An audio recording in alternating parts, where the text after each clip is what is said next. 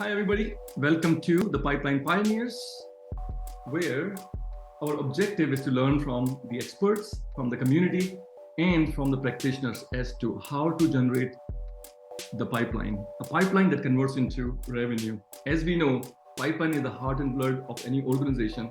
And we at Sales Intel believe that generating pipeline is a team sport. You can't just give it to a BDR organization or marketing. It takes a whole village to come together to build a pipeline that converts to revenue. Today, I'm excited to have Sangram with me. Sangram, welcome to the show.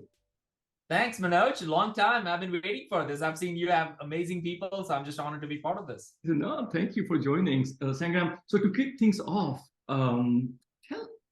you and I know each other for a long time, but tell our audience about yourself, about your company, and how in your role do you help influence or generate the pipeline for the business?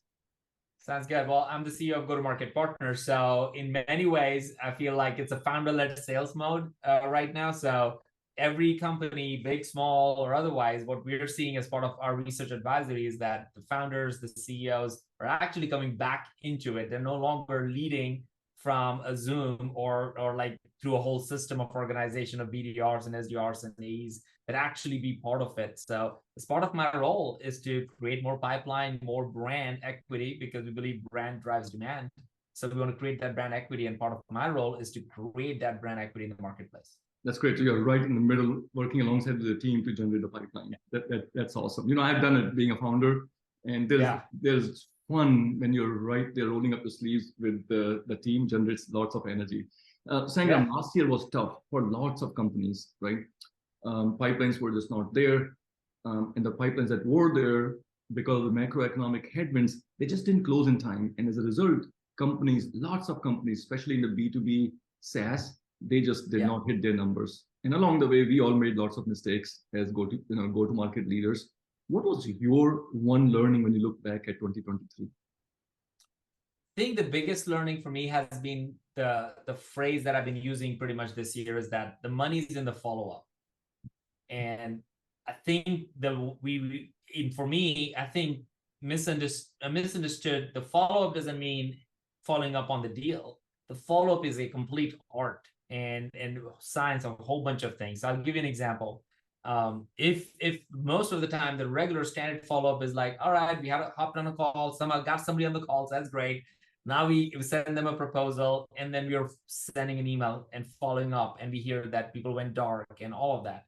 Well, the problem is there are no forcing functions for people to make decisions. There's nothing I created in addition for them to make. It wasn't the pain point. It was amazing. And it felt more and more like, oh, we're getting this false positives of activity, but really not necessarily results, which is kind of what you're sharing. So the big learning has been that money's in the follow-up and creating clear ways to make them go to the next step. So for example, we would essentially look at, oh, you are actually going to be at this event. Let me make an introduction with this person. And now we have another touch point. So for the next 3 months, either it is through a physical event or through somebody on the team or through a social media conversation or creating a podcast, the touch points already existed, which none of them were about, hey, let me follow up on the proposal. The touch points were extremely valuable, high connection.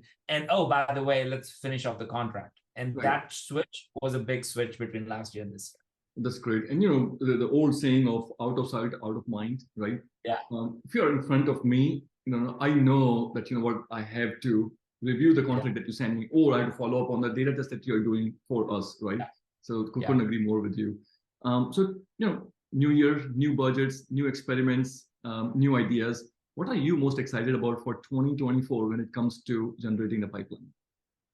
So one of the biggest blessings that we have with the go-to-market roadshows that we have been doing is it took me a while to realize this, and now we're double downing on that.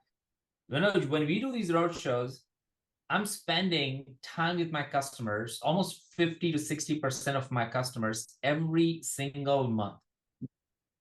That got to account to something. So for the most part, I know what's happening with our customers. So we're double downing on that. It's like, well, through the roadshow is no longer just about creating more pipeline for us because it automatically does, but actually is expanding that pipeline because now the relationships are much deeper. We're spending 4 or 5 hours together every single month with a combination of customers. We're creating partnerships within the existing customer base that they didn't have before without the events that we're putting together. And so that has created this groundswell movement of all of these partners wanting to do it. So now I get emails from the partner, hey, we were thinking about doing dinners. Thought if you guys would be interested in helping us do that. And so all of a sudden, the existing accounts have become bigger accounts. So as opposed to just going after net new pipeline, the existing accounts are starting to be the accounts where we are saying, oh, 50-60% of our pipeline for the next year and revenue should come from these accounts. We don't need to go hunt a lot more net new, and then we can go for the net send. So I think that level of depth has been really, really good. So generate more revenue from the existing account, right? Yeah. It's going to be more. It's much easier, right? When you have relationships, you already have the paperwork to expand account versus going after the net new, especially in tough times like these when the budgets are so limited. Trust, right? I mean, trust is the currency that we all have. So when they have trust with you and they're spending time with you and they spend a little bit of money and they see results, now because of the market conditions we're in, people are apprehensive of net new investment. So why not invest with the people that are actually showing the results? So I think it's a great time for people who want to build that trust. And if they can deliver on value, the demand should grow for them. That's great. That's awesome. So good transition to our next exercise here, Sangram. As we know, growth comes from many channels, right? Yeah. Pipeline is generated across multiple channels. On this exercise, let me know when you can see my screen. I can. Yeah. So here I have 100 pennies, 10 points, each worth 10 pennies. And on the right-hand side, we have all these channels, through which most of the companies generate their pipeline. And the art and the science behind this exercise in the real world for CEOs like you and I, as well as go-to-market leaders, is to figure out how to invest these 100 pennies across multiple channels with the single objective to generate a pipeline that ultimately converts into revenue, right? How would you go for go-to-market partners and distribute these 100 pennies? Where would you place your bets this year? Yeah, I feel, man, this is a tough one because you got there's several things that actually go together, right? So I would put probably, let's get started, probably put 40 pennies in partnership. Right. So let's then double click on that. Yeah, so partnerships is something that we are starting to see tremendously valuable. So when I think about with Pavilion, we are doing this partnership. So now we have the same events. We're literally doing day 2 next to their event. So when they do a CRO summit, CMO summit, big summit, day 2 is go-to-market Made Simple roadshow. So the right people are already there, allows us to create a lot more pipeline as opposed to fighting and creating 2 separate events. We're actually joining hands and providing. So that has been like a driver that covers entitlements for our existing customers for the entire year by just partnering up with somebody like that. Silicon Slopes, we partner up. So now we're going to be part of their marketing and sales summit every year. So this is just a really good way to support that. So I'll put about 40 on that one because that's where net new will come. I'll put probably another 20 on customer led. Because that's really where we are increasing the portfolio value of our customers. So I feel like that at least gets 20. We might drop in more. I feel like I'll put 20 on founder because I do believe that if I don't bet on myself and do the work with my team, I feel like it's not going to drive much. I think and I think I'll put 2 maybe on events, but it kind of mixes up with everything else because events is one of our go-to-market motions that drives partnerships, that drive customers and drives activities. But that's kind of the mix here. That's great. That's great. Sangram, you see a lot of companies, right? That you help out, and tons of companies where they just come to you because you guys are the experts, right? You see a lot of it. You've done a lot of research. When you talk to them this year compared to last year, right? Are you seeing some of the shift in their thinking? Yeah, I think the biggest shift, Manoj, and the question I get more often asked this year than last year was this: how does this tech that you're talking about works better together with everything I got in my portfolio right now? Mm-hmm. That is the most common question we get more than anything. So everybody's saying, oh, their tech is amazing. They do this better. They do that better. And the buyer is like overwhelmed almost, right? They're like, well, everybody says they're the greatest. So what do I believe? But what their CFO, CEO is asking is like, okay, well, do you really need this, and this? What they really are asking is, especially now, is, well, what do you need to run your go-to-market more efficient?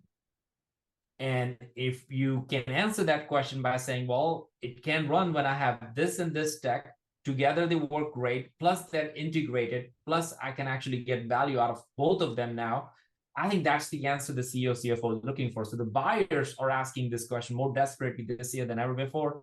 I love all the tech, but what tech that I can use that is going to be part of my core go-to-market tech stack to drive my pipeline and revenue?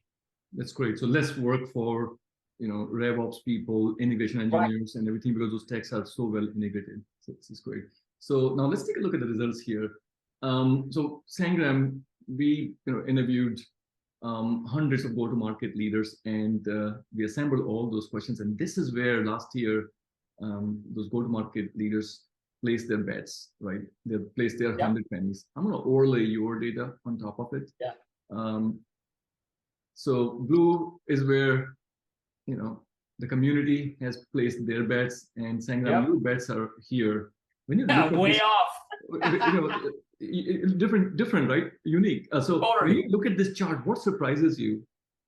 Well, what surprises me in a little bit is what is the other that would be interesting to figure out. That's a pretty significant. It's more than customer, brand, or founder or community. So that's interesting what that other is. But what's interesting is the sales-led. I feel like that the partner-led is an answer to the old playbook of sales-led not working. So maybe people are saying that sales-led and they're trying new things, but the old playbook of, well, I can hire 100 SDRs and have like 50 AEs, and that playbook is no longer working, those metrics. As a matter of fact, I was on a call last week where the CEO said, my SDR is making more money than my AE. And when he told me that, Manoj, I'm like, okay, well, that's screwed up, because if your SDR is making more money than your AE, that means that you're compensating your SDR on vanity metrics of setting meetings. The AE is saying that these are not great, but the SDR already got compensated, and therefore you're burning cash like crazy. And so there's this all craziness that happened in the sales world. So what I'm doing is I'm taking the money on figuring out where the sales portion works, and I'm putting that in partnerships so that the deals are actually happening because you're part of it. So that's the first thing that comes to mind as I look at the sales-led being so far off and I'm being partnership. I'm wondering if it's two sides of the same coin that we're thinking about. Yeah. So up until last year, it was earlier last year, it was all about growth at all costs, right? VC money was available, interest rates in 2022 were still under control, and everybody was just hiring BDRs and AEs. You couldn't hire enough, right? Regardless of whether they were productive or not, you just couldn't hire enough. I think that's where the hangover, people are just still coming off the hangover. And now, I've been talking to GTM leaders like you here on this show, and I'm seeing the shift towards partnership, towards community, towards event-led. Sangram, thank you so much for joining us, man. This was really helpful. I'm sure our community is going to get a lot of value from the nuggets that you're sharing. Well, that's awesome. Then just seeing that thing and you refreshing it is like such a rush. That's pretty awesome. Thanks so much for letting me share and also sharing the benchmark around the community. That's awesome. Thank you. Thanks.